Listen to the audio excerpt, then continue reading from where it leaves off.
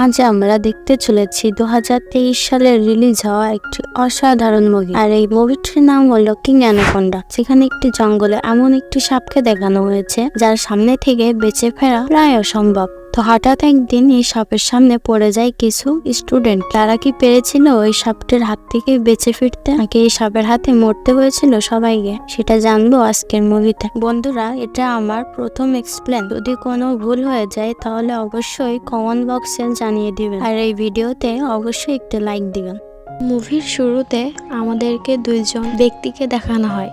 তারা এই জঙ্গলে এসেছিল পশুদের শিকার করে শহরে বিক্রয় করার উদ্দেশ্যে। আর তখনই তাদের সামনে ভয়ঙ্কর এক বিশাল অ্যানাকোন্ডা সাপ চলে আসে। আর তারা সাপটিকে দেখে একে অপরকে বলতে থাকে এই বিশাল সাপটিকে শিকার করে শহরে বিক্রয় করতে পারলে তাদের লাইফ সেটেল হয়ে যাবে। কিন্তু তাদের ধারণা ছিল না যে এই সাপটি কতটা ভয়ঙ্কর হতে পারে। তারা যখন এই সাপটিকে শিকার করার জন্য তাদের কাছে থাকা তীর নিক্ষেপ করতে যায়, তখন সাপটি মুহূর্তের মধ্যে তাদের উপর আক্রমণ করে দেয়। অফিন কোনো রকমে সেখান থেকে পালিয়ে আসতে পারলেও তার সঙ্গীকে নিমেষে খেয়ে ফেলে।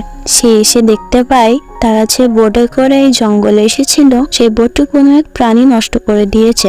আর এখান থেকে সিন শিফট হয়ে আমাদেরকে দেখানো হয় হেলিকপ্টারে করে একজন প্রফেসর তার কয়েকজন স্টুডেন্টদেরকে নিয়ে এই জঙ্গলে এসেছে। আর তাদের এখানে আসার উদ্দেশ্য হলো এই জঙ্গলটিকে খুব ভালোভাবে পর্যবেক্ষণ করে প্র্যাকটিক্যাল রিপোর্ট তৈরি করার জন্য। তারা সেখানে তাঁবু খাটিয়ে বিশ্রাম নেয় আর আগুন জ্বালিয়ে সকালের জন্য অপেক্ষা করতে থাকে। আর তখন সেখানে অফিন চলে আসে আর তাদের কাছে সাহায্য চায়। তখন প্রফেসর পরিচয় জিজ্ঞাসা করে আর এখানে কিভাবে এসেছে জানতে চায়। তখন অফিনের নাম বলে আর তার বন্ধুকে সাপে খেয়ে ফেলেছে এই কথাটিও বলে। প্রফেসর সব শুনে অফিনকে পানি খেতে দেয় আর বলে কালকে এখানে হেলিকপ্টার আসবে আর তুমি সেই হেলিকপ্টারে করে চলে যেও। যে কথা শুনে অফিন অনেক খুশি হয়। আর এখানে অফিনের সাথে সবার পরিচয় হয়। এর নাম জেসন, এর নাম অ্যাজন গ্রেস পেনচিটম এলিসন। এরপর সবাই তাঁবুর উদ্দেশ্যে চলে যায় আর অফিন বলে আমি সকালেই চলে আসব। এরপর সকালে প্রফেসর যখন জুতা পরছিল তখন একটি মাকড়সা সেই জুতার মধ্যে চলে যায় আর প্রফেসরের এক পায়ে কামড় দেয়। প্রফেসর তখন প্রচন্ড যন্ত্রণায় চিৎকার করে ওঠে। সবাই প্রফেসরের কাছে আসে, তখন সেখানে অফিনও চলে আসে আর সে মাকড়সাটি দেখে বলে এটি খুবই ভয়ঙ্কর মাকড়সা, এটি কামড়ানোর 36 ঘন্টার মধ্যে চিকিৎসা না হলে মৃত্যু নিশ্চিত। একথা শুনে প্রফেসর তখনই হেলিকপ্টারের জন্য ফোন করে, কিন্তু রিসিপশনিক সবকিছু শুনে বলে এখানের আবহাওয়া খুবই খারাপ, যে কারণে কোনো হেলিকপ্টার সেখানে যেতে পারবে না। যেটি শুনে সবাই অনেক চিন্তায় পড়ে যায়। তখন সবাই অফিনকে বলে তুমি তো এখানে অনেক দিন আসো, তোমার কি এর থেকে বাঁচার আর কোনো উপায় জানা নেই? তখন অফিন বলে একটা উপায় আছে, কিন্তু সেটি অনেক ভয়ঙ্কর। এই জঙ্গলের মধ্যে একটি গাছ রয়েছে, সেখানে অর্কিড নামের ফল রয়েছে যেটি 36 ঘন্টার মধ্যে খাওয়ালে রোগী সুস্থ হয়ে যাবে। কিন্তু সেখানে পৌঁছানো এতটাও সহজ না, কারণ বড় বড় সব অ্যানাকোন্ডা আর বিষাক্ত সাপ রয়েছে এই বিশাল জঙ্গলে। তবুও সবকিছু শুনে প্রফেসরকে বাঁচানোর জন্য মৃত্যু নিশ্চিত জেনেও তারা রওনা হয়ে যায় আর প্রফেসরকে দেখাশোনা করার জন্য বেঞ্চি থেকে যায়। জঙ্গলের মধ্যে কিছুক্ষণ হাঁটার পর জেসন ক্লান্ত হয়ে পড়ে। বাকিরা তখন তাকে জল খেতে দেয়, তারপর আবার হাঁটতে শুরু করে। তাদের এখনো কয়েক ঘন্টা পথ যেতে হবে। এদিকে প্রফেসর এবং পেনচিট্রনের সাহায্যে পুরো জঙ্গলটি দেখতে থাকে। তারপর অফিনের সাথে বেশ কয়েক ঘন্টা পথ চলার পর তারা অর্কিড গাছের নিকট পৌঁছে যায়। কিন্তু অর্কিড গাছের নিকট পৌঁছে গেলেও অর্কিড পেড়ে নিয়ে আসা এতটাও সহজ ছিল না, কারণ সেই গাছে রয়েছে প্রায় কয়েক শত শত সাপের বসবাস, যেটা দেখে গ্রেস আর এলিসন ভয়ে সেখান থেকে চলে যেতে চায়। কিন্তু তখনই অফিন তাদেরকে মনে করিয়ে দেয় এটা প্রফেসরের জীবনের ব্যাপার, আর মাত্র কয়েক ঘন্টার মধ্যে অর্কিড নিয়ে না যেতে পারলে তিনি মারা যাবেন। একথা শুনে অ্যাডাম রাজি হয়ে যায় আর সাথে সাথে অর্কিড গাছের দিকে যেতে শুরু করে দেয়। কিন্তু তখনই সেই গাছে থাকা এক বিশাল অ্যানাকোন্ডা তাকে দেখে ফেলে আর সাথে সাথে তাদেরকে ধাওয়া করে।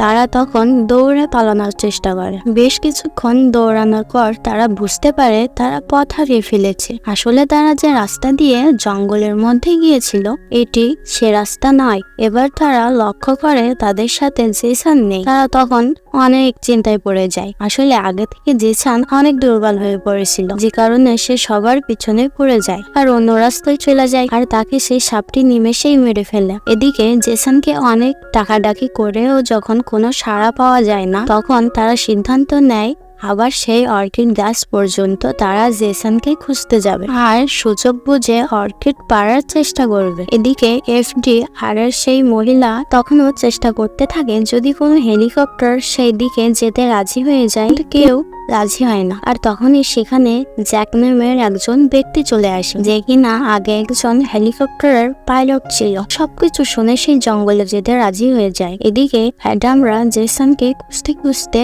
আবারও সেই অর্কিড গাছের নিকট চলে আসে, কিন্তু তারা জেসনকে কোথাও খুঁজে পায় না। তখন তারা আবারও সেই অর্কিড পাড়ার চেষ্টা করে। এবার যখন অ্যাডাম প্রায় অর্কিডের নিকট পৌঁছে যায়, তখন আবারও সেই সাপটি চলে আসে। যখন এলিসাম গুলি চালায় আর অফিন তীর নিক্ষেপ করে সাপটিকে মেরে ফেলে, কিন্তু সেই সাপের রক্তের গন্ধে সেখানে আরো কয়েকটি সাপ চলে আসে, যে কারণে তারা আবারও সেখান থেকে পালাতে বাধ্য হয়। কিছুটা দূরে এসে তারা যখন বিশ্রাম নেয়, তখন অফিন তাদেরকে আবার সেই অর্কিড নিয়ে আসার কথা বলে, কিন্তু এবার তারা অফিনের কথায় কিছুতেই রাজি হয় না, কারণ এখানে সব ভয়ঙ্কর ভয়ঙ্কর শব্দের বসবাস রয়েছে। এবার অফিন তাদেরকে বোঝানোর অনেক চেষ্টা করে, এমনকি তার কাছে একটা ডাইনামাইট নামের বোমার কথাও বলে, যেটা দিয়ে সে গাছটির গোড়ায় বিস্ফোরণ ঘটিয়ে অর্কিড পাড়া যেতে পারে। কিন্তু তারা রাজি হয় না, বরং তারা অফিনকে বলে তারা ফিরে যেতে চায়, কিন্তু অফিন রাজি হয় না। তখন অ্যাডামরা অফিনের দিকে সন্দেহের চোখে দেখে আর ভাবে নিশ্চয়ই তার অন্য কোনো মতলব রয়েছে। আসলে অফিন ছিল একজন পশু ব্যবসায়ী, তাই তারা ভেবেছিল সাপটিকে মেরে সে শহরে বিক্রয় করে